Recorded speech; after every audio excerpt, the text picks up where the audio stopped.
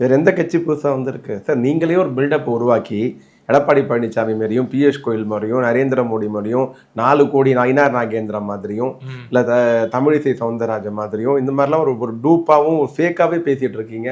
புதுசாக வந்துட்டாங்க. யார் வந்தது? இப்போல்லாம் தேர்தல் வருதோ அப்பொழுது மட்டும் வருகிற ஏசி சண்முகம், தேர்தலே நிற்காத ஜி.கே. வாசன், மக்கள் நிராகரித்த அன்புமணி, எதுலையுமே ஜெயிக்காத ஜான் பாண்டியன், தேராத பாரிவேந்தர், இதுதானே கூட்டணியா?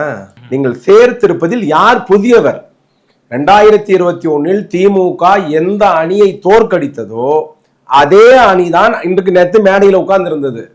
அல்ல, மரியாதைக்குரிய இந்தியாவுடைய தலைமை அமைச்சர் நரேந்திர மோடி அவர்கள் ஒரு காதில தமிழ்நாட்டு மக்களை முட்டால் நினைத்து கொண்டு காதிலே பூ சுத்திட்டு போயிருக்கிறார்.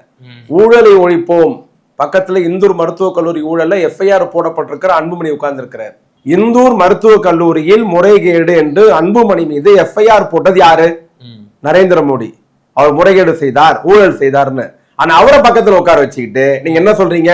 ஊழலை ஒழிப்போம். சரி, வேலுமணி தட்டி கொடுக்கிறார் முதுகுல. யாரு? பிரதம அமைச்சர். நடவடிக்கை எடுக்க முடியுமா இனிமே? அவர் ஆதரிக்கிறாரா எதிர்க்கிறார்? வேலுமணி மீது முறைகேடு புகார் இருக்கா இல்லையா? ஆனா பிரதமரை தட்டி கொடுத்து கட்டி அணைக்கிறார்.